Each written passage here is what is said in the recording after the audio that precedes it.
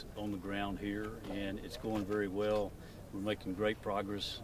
We do believe we'll be able to get two-way traffic, one-way each direction here in the coming days and weeks ahead.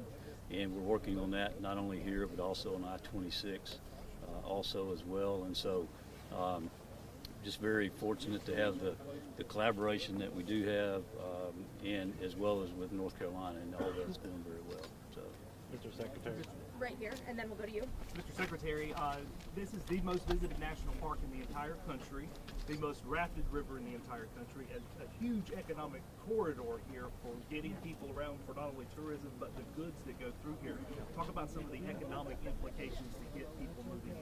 Well, you know, we've met so many people in the affected communities whose livelihoods depend on these roads and roadways being available, on the tourism that comes here. As a visitor, one of the things that I'm trying to reconcile in my head is the shocking devastation alongside the incredible natural beauty of this region. We're trying to make sure that there is support for those communities and businesses that are up and running and open for business, that people know that they are more than happy to receive folks. And then for the other areas where the businesses are not yet open or the roads are not yet secure, of course our job is to do everything we can to accelerate that process because we know that so many families depend on that economy that revolves around the natural beauty and the visitors that it draws. Go ahead.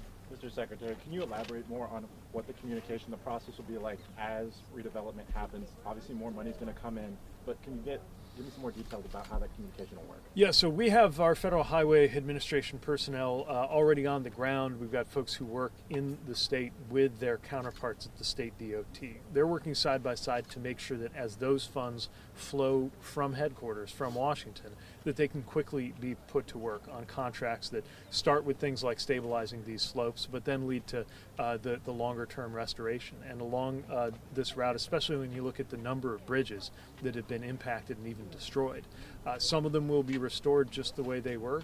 Some of them might need to be restored in a way that looks a little different than how it did in the past. Those are exactly the processes that our teams are working to support. We're also going to need help from Congress, and my hope and expectation is that Congress will act in a bipartisan fashion to provide more of the funding that's needed. As I said, we've put forward $32 million to Tennessee and $100 million to North Carolina just so far, but we know that the ultimate price tag just on the transportation side alone will be in the billions, and we cannot get that done without help from Congress, so we'll be looking to make sure that that happens as soon as possible. Back there. Yeah, Secretary, when the damage is on this magnitude, just here on the Tennessee side, we have two major interstates that are closed in parts. How does your agency prioritize where money and resources is going to go? Well, of course, getting these interstates restored is crucial. It's important for the economic lifeblood of the region. It's important for the other recovery and restoration activities. Hard to get to those smaller communities while these arteries are unavailable. But in addition to these two major interstates, there are hundreds and hundreds of roads and bridges, both on and off the national highway system. And so we take a cue from the state. We're not imposing the priorities on them. They're assessing based on things like whether there's redundancy or whether the route that's been compromised is the only one, what alternatives exist, how many people are depending on those routes. They'll work through those priorities, and we'll work to make sure they have the funding to meet all those priorities. Thank you, Secretary. Okay, folks, I'm sorry, that's all we have time for. Secretary, if you'll head over. Thanks, everybody. I'm so sorry. I know everyone has more questions. We just are on a very tight schedule. If everyone can do me a favor and scoot to the side here, we're going to have his motorcade